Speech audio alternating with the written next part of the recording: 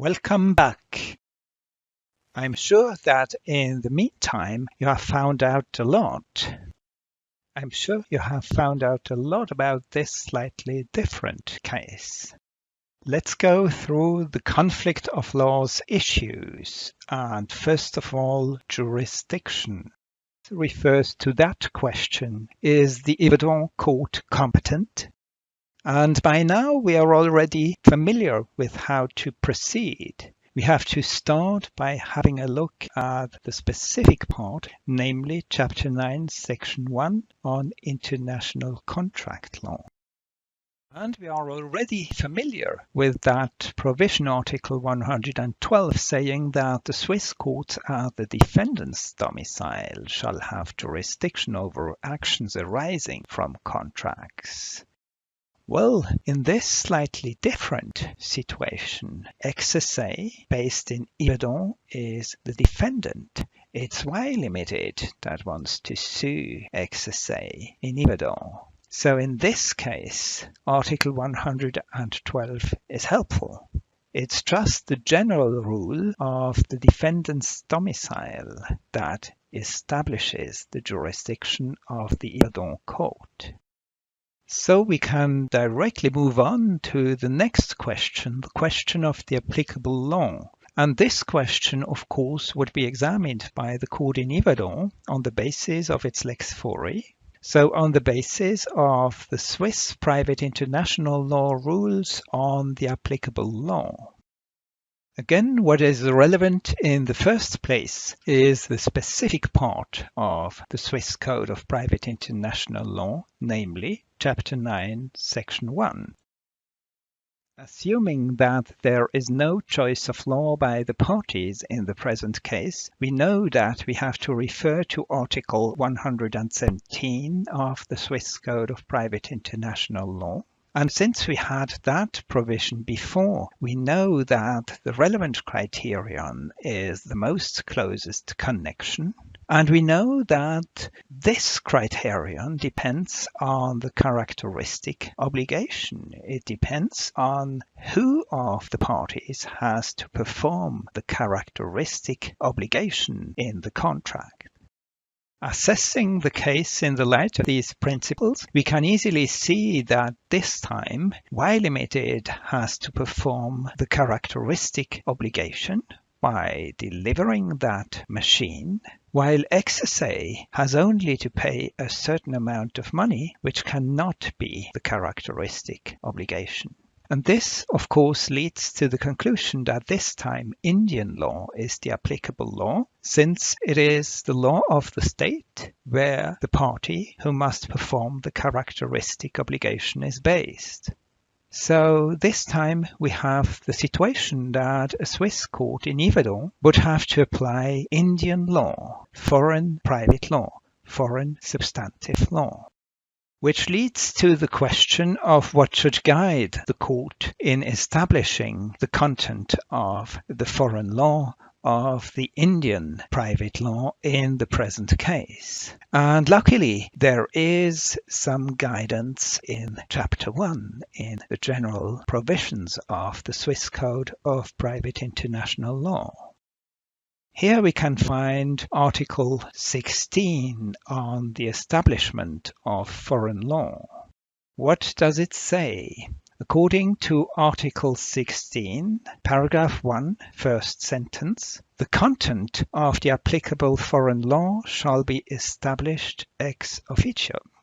So it's the task of the court to establish the content of the foreign law in the first place.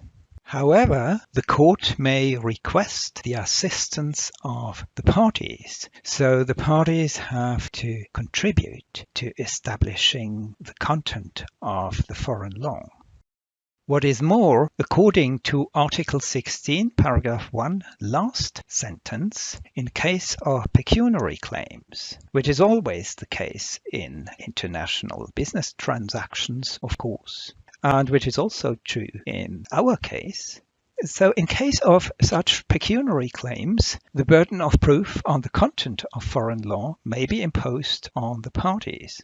So for all those cross-border business transactions, Swiss courts have the option of imposing the burden of proof on the parties. And well, this is an option. It's not mandatory for the court, obviously. The court can choose to do that. But as you can imagine, in practice, courts will always do that in those situations. So as soon as the court imposes the burden of proof on the content of the foreign law on the parties, it's the parties who have to establish the content of the foreign law, of Indian law in the present case. What about recognition and enforcement of foreign judgments? Well, obviously, this is not an issue in the present case. Since Y Limited chooses to sue XSA in Ibadan, where XSA is based, in a best-case scenario, Y Limited ends up with a Swiss judgment in its favor. And of course, this judgment would have to be enforced against XSA in Ibadan. So we do not have any private international law issue here. There is no need for the enforcement of a foreign judgment in Switzerland. It's just enforcing a Swiss judgment in Switzerland. I think by now you have the core elements for understanding how international contract law works in practice. What is particularly challenging in practice is to anticipate all the different private international law issues that could arise in different situations in the future, and you have to do that ideally before you sign your contract and at least before you engage in any litigation. Our next topic is the problem of renvoi, which, depending on the case, can be a complicating factor in private international law, and which I referred to earlier in this podcast series as a widely discussed private international law headache. So what exactly is renvoi? The topic is being discussed in specialist literature for quite some time. Many scholars of private international law have published their opinions on the issue. One of them is the American Lindell T. Bates, whose article appeared in a leading academic journal in the 1930s. However, Bates is even more well known for another publication. In fact, aside from being an international lawyer, Bates was also a marine engineer working for the US Navy during and after World War I.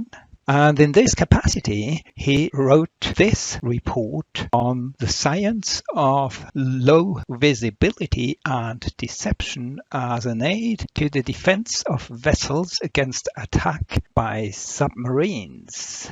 A report that was published by the Submarine Defense Association in New York, whose secretary Bates was at the time. This was about the kind of camouflage you can see bottom left on the slide. A dazzle camouflage that obscures the course of the ship, that obscures where the ship is headed. And just compare this to the same ship uncamouflaged, you can see bottom right on the slide. But let's focus on what Bates wrote on the problem of renvoi in an article entitled Remission and Transmission in American Conflict of Laws, published in the Cornell Law Review in April 1931. In its first few paragraphs, the article offers a beautiful introduction into the problem of renvoi, and I invite you to take some minutes to study these paragraphs during the next break. You can easily find the text on the internet. I think it will provide you a good starting point for understanding the problem of renvoi.